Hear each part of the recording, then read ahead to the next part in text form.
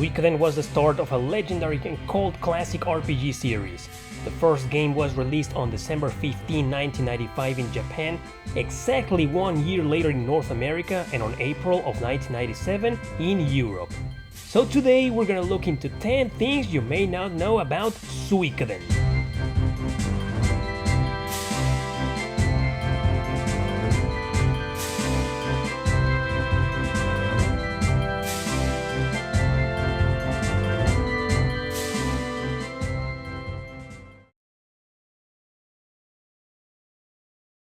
Number 10. Crazy background. We all know the game was conceived by Yoshitaka Murayama. He was very young when he joined Konami in 1992, hired mostly as a bug tester. 6 months later, his manager told him he was going to join a top secret project. And what was this so-called secret project? Konami's new console!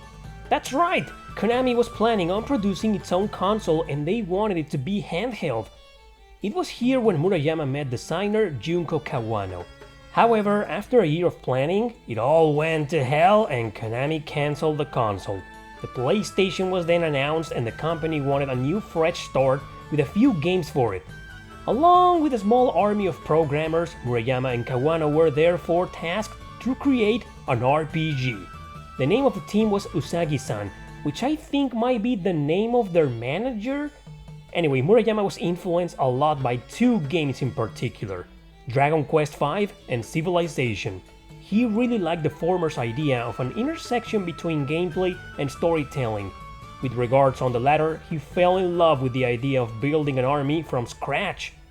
Fist of the North Star and Captain Tsubasa were also great influences in terms of story.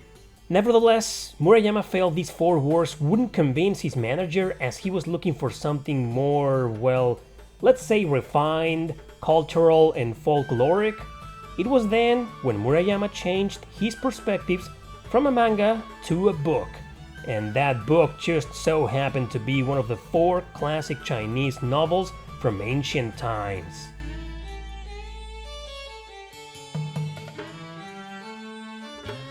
Number 9. Loosely based on a book, loosely based on real-life events.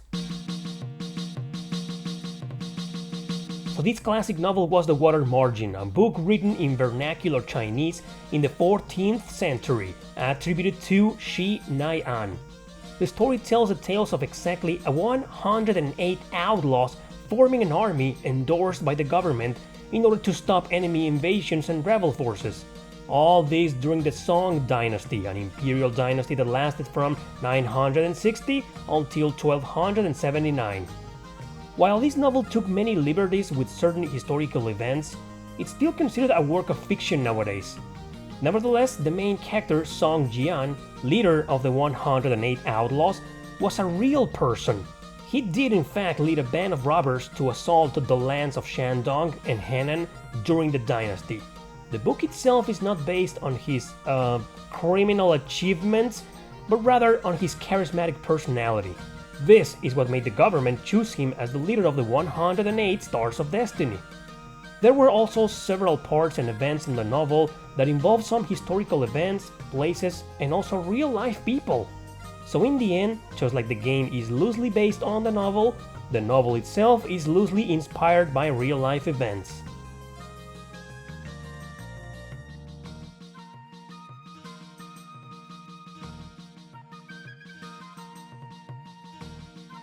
Number 8. Meaning and pronunciation.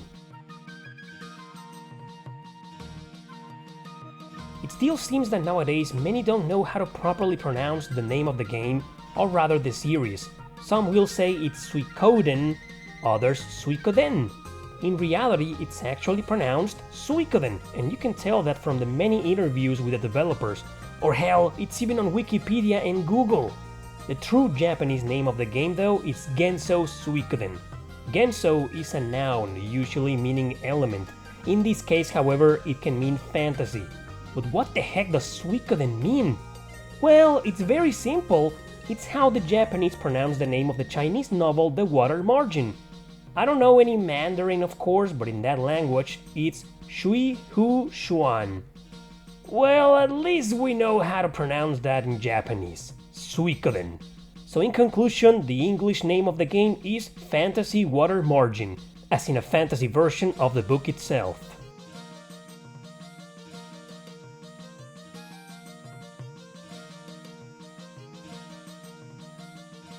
Number 7. Director's Cut. The only release the world outside of Japan met was the original PlayStation version. This one did very well in reviews, but it didn't sell enough for Konami to put more effort into localizations and marketing, which is exactly what led to the Suikoden 2 fiasco I talked about in that game's video I did. However, Suikoden was a huge commercial success in Japan, so successful that Konami didn't waste any time in producing an enhanced port on the Sega Saturn. It was called Director's Cut, released in 1998, only in Japan. This version included several additions and changes, from the pirates kidnapping one of the girls in your castle, to minigames featuring different rules and variations. It also had a new animated sequence for an opening, similar to the one in Suikoden 2. That very same year, the game was ported to Microsoft Windows, again exclusively in Japan. In 2006, a collection of the first 2 games was released on the PSP, with some small improvements here and there. Actually, that's the only version I kinda resent we didn't get. But man, we have to talk about that Windows version.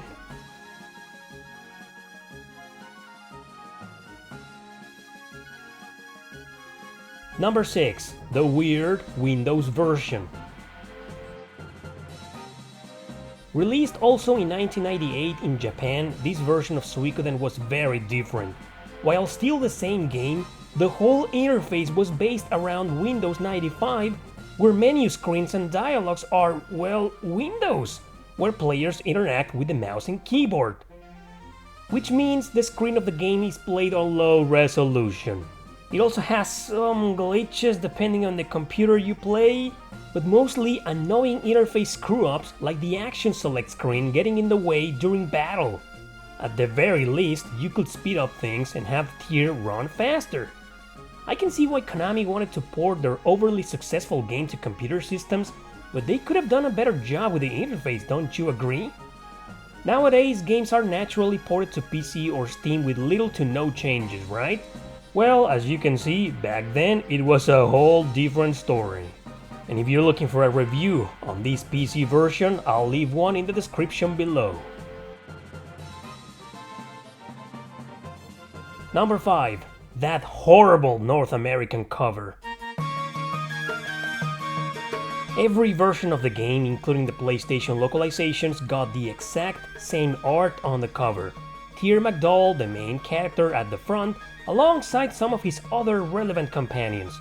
Yep, all of them except the lame-ass North American release. Konami of America has obviously never explained the reasons why they changed it for the West, but there are, of course, several theories. The consensus is that back then, American publishers arrogantly wanted their own stupid versions of front covers, all of this just to differentiate themselves from the Japanese manga style. Famous cases involve Mega Man, Phantasy Star, and even Breath of Fire. Look at this! The first Suikoden sadly met the same treatment. Americans were mostly used to the sword and sorcery type of fantasy, and since the game was influenced by a Chinese novel, I guess they had to come up with something in between? And who are all these characters anyway? Maybe the guy at the top left corner is Barbarossa with Luke on the opposite side? Fudge back there flying on the dragon? This is ridiculous. No matter how hard I looked, I couldn't find the name of the author of this rambunctious piece of art. Maybe they purposely disappeared from the pages of history for, well, very legit reasons.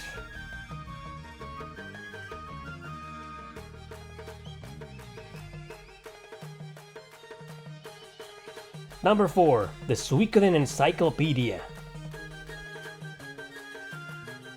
Suikoden became so successful in Japan that it naturally spawned mangas and light novels. What's curious about this is that the first manga by Yu Hijikata was published until 2009. That's 14 years after the release of the first game. At least the light novels by Shinjiro Hori were published in 1999 and 2000 respectively. First one is called Suikoden Soul Eater, and the other one is a collection of short stories. And by the way, Tyr is called Louis in the manga. Weird, huh? One impressive piece of work is the Suikoden Encyclopedias on the first two games. They are a huge compendium of Murayama's own work, something that helped into the translation of the games later on. I don't know about you, but that's awesome! I mean, how many RPGs are there with a damn encyclopedia of their own? And are they translated to English or any other language? Nope, sadly, but I'm sure there might be some fan translation over there on the internet. Or maybe not.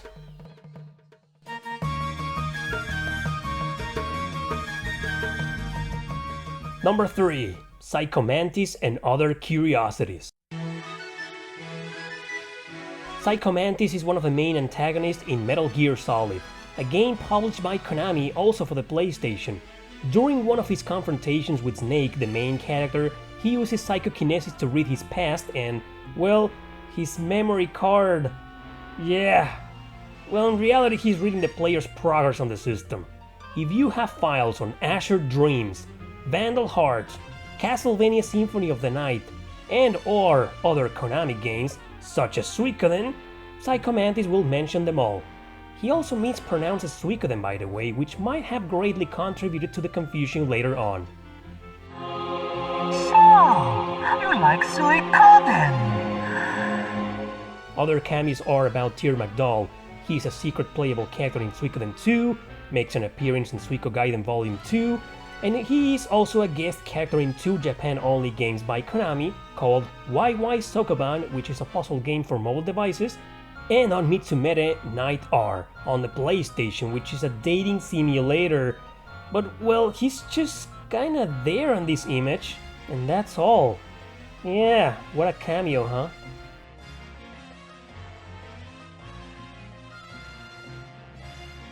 Number 2. The many controversies of the book. Let's go back to the water margin for now. There are many controversies and inconsistencies surrounding it that might have influenced the outcome of the game. The novel is so old that it's been hard for many scholars and historians to determine who the author really is. Conjectures led them to believe it was Shi Nai-an. Some say he only wrote the first 70 chapters, while the other 30 were written by Luo Guanxiong, the author of Romance of the Three Kingdoms, another one of the 4 classic Chinese novels. They even believe Lu was Shi's apprentice or student. Also, there doesn't seem to be a clear translation of the book's name. In other translations, it's known as Outlaws of the Marsh, Tale of the Marshes, By the River, and All Men Are Brothers. I mean, clearly the one true name is Suikoden, which means the water margin, right? What's the point on having all of those other names then? There are also several movies based on this book, mostly produced by a Hong Kong studio called Shaw Brothers Studio, each of course with their own interpretation of the novel. Because to make matters worse, with the book being so ancient, there have been many different translations, editions, simplified editions, and complex editions. Man, with so many issues surrounding this book, it's hard to tell which version exactly did Murayama base his story on.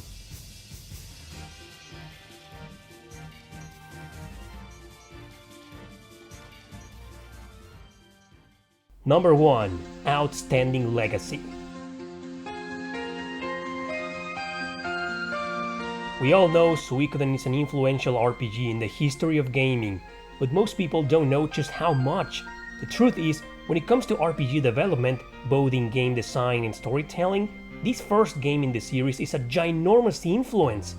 Several famous designers and directors have gone on to admit the game played a major role in their lives when making their games. Others have recognized at the very least the idea and its very own trend, with RPGs such as Chrono Cross, Radiata Stories, Ni no Kuni 2, Deus Ex, and even Epic Mickey.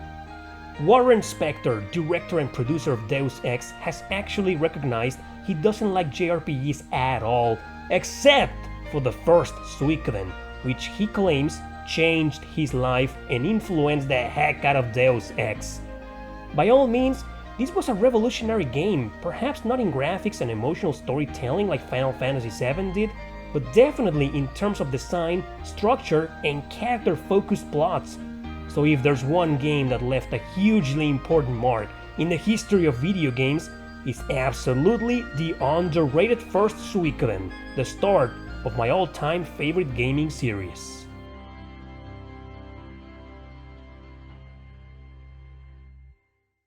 Alright, those are all the things I gathered for the mighty Suikoden and its enormous legacy. A game that influenced the industry and many different developers out there all around the world. Thanks for watching, don't forget to subscribe and share this video with your friends. See you next time!